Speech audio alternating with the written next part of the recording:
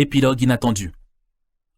Tout comme Ibn Badis a été exposé à maintes tentatives de corruption de la part des autorités françaises, il en va de même pour son camarade El-Ibrahimi, dont on veut acheter la sympathie. La France est prête à le nommer grand moufti d'Algérie, ou même à créer un nouveau poste religieux au rang prestigieux. Mais en contrepartie, il doit adopter des positions favorables à la France. Le cheikh refuse, et il est tout aussi déterminé qu'Ibn Badis. On réitère les offres, et il réitère son refus. Se rendant compte que la tentative ne fonctionne pas avec Bachir el-Ibrahimi, place aux menaces. Un jour, on lui dit en le menaçant d'une peine d'emprisonnement. Retourne auprès de ta famille, fais tes adieux et apporte ta valise. À quoi il répondra immédiatement avec sang-froid. Mes adieux sont faits et ma valise est prête. Un langage digne de l'homme qu'a été el-Ibrahimi. Finalement, il est envoyé en exil dans la ville d'Aflou, dans le désert du sud algérien. La nouvelle parvient à Ibn Badis, qui est impressionné par la position de son camarade. Dans une lettre éloquente à en couper le souffle, il lui écrit « J'ai été informé de ta noble position, et je te dis, maintenant, ô Omar, tu as protégé le savoir et la religion. Puisse Allah te protéger et te préserver. Tu les as exaltés, puisse Allah t'exalter dans l'histoire véridique. Tu as blanchi leur éclat, puisse Allah te blanchir le jour de sa rencontre et t'affermir sur le droit chemin. Paix. » En disant maintenant ô Omar, Ibn Badis fait référence au célèbre hadith du Sahih al-Bukhari, dans lequel le prophète sallallahu alayhi wa sallam a tenu ses propos à Omar ibn al-Khattab, radiyallahu anhu, pour affirmer l'exactitude de sa foi, après avoir déclaré qu'il aimait le prophète sallallahu alayhi wa sallam plus que toute autre chose au monde. Cette lettre éloquente marquera toutefois la fin de la longue relation fraternelle des deux hommes forts de l'association. En effet, seulement 3 jours plus tard, le cheikh Ibn Badis décède. Ahmed Tawfiq el-Madani raconte. Un jour, en voyant les signes de l'exténuation et de l'épuisement sur Ibn Badis, je lui ai dit « Mon frère, ne crois-tu pas que tu aies un droit sur ta propre personne? N'as-tu pas lu le tafsir de sa parole et n'oublie pas de ta part en cette vie ?» Ibn Badis lui répond avec une simplicité extraordinaire. « Ahmed, ma part consiste à transmettre le savoir, à former les jeunes pour un jour terrible, et à doter le peuple de quoi renforcer son âme et lui rendre l'espoir. » Épuisé par la maladie, pour la première fois de sa vie, Ibn Badis accorde un congé de 15 jours à ses élèves. Ceux-ci s'en étonnent. Il leur répond le cœur serré. « Je suis épuisé. Je suis très malade, pardonnez-moi. » Les versions sur la cause de la mort d'Ibn Badis seront multiples, tantôt par le ton de maladie, tantôt d'épuisement et de fatigue, voire même d'empoisonnement par les Français. Il n'en reste pas moins que sa mort aussi rapide et dans de telles conditions laisse planer le doute. Le professeur Hamza Boukousha déclare « Beaucoup de choses sont dites à propos de la mort d'Ibn Badis. C'est le cas quand il s'agit de la mort d'une personnalité éminente. » El-Ibrahimi déclare « Une semaine après mon exil, j'ai reçu l'annonce de la mort du cheikh Abdelhamid ibn Badis, qu'Allah lui fasse miséricorde, dans sa demeure à Constantine, en raison d'un cancer des intestins. Il en éprouvait des douleurs depuis des années, mais sa concentration sur l'enseignement et le travail au service du peuple l'ont empêché d'y penser et de le traiter.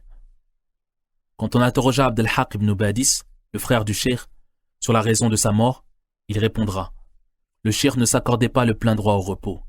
Sa journée débutant en effet avec la prière du Subh, il ne s'achevait qu'à 1 heure tardive de la nuit, et ce depuis 25 ans, durée au cours de laquelle il a passé les jours et les nuits à enseigner, exhorter, donner des conférences, écrire dans la presse, administrer l'association et ses affaires, voyager et se déplacer constamment en train.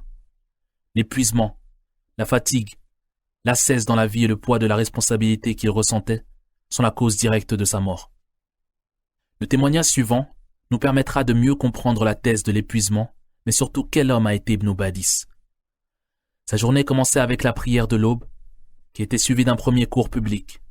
Elle se poursuivait jusqu'à 10 ou 11 heures du matin, par des cours dans des matières et à des niveaux divers, selon la capacité des élèves qui les fréquentaient. Puis il se retirait dans sa bibliothèque, ou plus tard, dans le bureau du journal Shihab. Après un repas frugal et la prière méridienne, les cours reprenaient jusqu'à la prière de l'Asr, quelquefois jusqu'à celle du Maghrib. Plus tard, lorsque les médecins le mirent en garde contre les dangers d'une vie trop sédentaire et confinée, la fin de son après-midi fut consacrée à une promenade à pied jusqu'au cimetière musulman ou sur les boulevards extérieurs de la ville, La soirée était occupée par un long cours public d'exégèse coranique, suivi de la préparation des cours du lendemain ou de la rédaction d'articles de presse, et il ne rentrait se coucher que vers minuit. Malgré toute cette activité, il trouvait le temps d'aller inspecter les écoles modernes, dont il avait inspiré la fondation, ainsi que les internats qui leur étaient parfois annexés, assistait aux examens et faisait personnellement ses adieux à chacun de ses élèves quand ceux-ci partaient en vacances. Une fois par an au moins, il rendait visite aux enfants de l'orphelinat de la ville, se jugeant responsable de la situation et de l'avenir des jeunes musulmans qui s'y trouvaient. Car s'il était le shir sur le plan de l'enseignement, il l'était aussi sur le plan humain, à la manière traditionnelle, qui faisait du maître le second père de ses élèves. Et chacun d'eux pouvait lui demander conseil, lui exposer ses difficultés ou lui avouer ses fautes. Sa rédaction dans ce dernier cas ne consistait jamais à faire de sanglants reproches, mais à montrer la laideur de la faute, à faire réfléchir sur ses conséquences proches ou lointaines, à citer le verset coranique ou le hadith dont elle relevait, pour inciter à un retour à Dieu. Car c'était là l'un des pôles de sa pensée, le retour à Dieu, qui est témoin de toute chose. L'autre pôle étant, semble-t-il, la conduite du prophète sallallahu alayhi wa sallam, dont il s'est efforcé de revivre la vie consacrée à l'enseignement de l'islam, et dont il a parlé avec des accents qui bouleversaient ses auditeurs. Ses élèves ressentaient à son égard une crainte révérentielle. Pourtant, il était avec eux d'une telle modestie. En effet, l'un des versets que le cheikh aimait leur citer était « Ne foule pas la terre avec orgueil. Tu ne sauras jamais déchirer la terre, ni atteindre en hauteur les montagnes. » Cet homme appartenait pourtant à une famille patricienne, dont les ancêtres avaient régné sur les Fréquiyas et qui avait gardé fortune et influence dans l'Est algérien. Il avait des biens personnels qui lui eussent permis de vivre dans l'aisance et la tranquillité. Mais non content de dispenser gratuitement son temps et sa peine, il dépensait le plus clair de ses revenus en aide aux étudiants les plus démunis.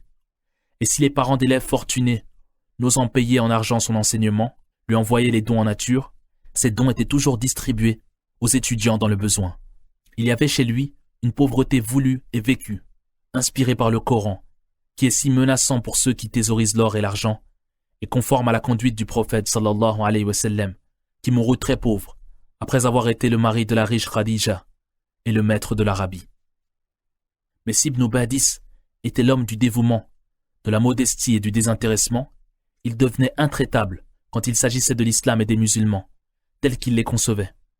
Ses critiques étaient alors dures, sur un ton incisif, sans jamais s'en prendre cependant à la vie privée de l'adversaire. Il revenait inlassablement à la charge, pour faire triompher ce qu'il jugeait être la vérité, toujours fidèle aux principes qu'il avait inscrits en tête de son premier journal, El Muntaqid, la vérité au-dessus de quiconque, la patrie avant tout. Tel était l'homme que des milliers de concitoyens ont pu voir et juger quotidiennement dans sa vie, son enseignement et ses écrits, beaucoup mieux que les discours pathétiques ou les écrits doctrinaux. Les menus faits de la vie quotidienne découvrent l'homme et en décrivent la véritable personnalité, car nul ne peut tromper tout le monde et tout le temps. Et ces faits et gestes connus de nombreux témoins suffisent pour faire justice des accusations de prudent calcul vis-à-vis d'une certaine clientèle, de manque d'intérêt pour la condition de la femme ou d'accommodement avec les avantages du monde.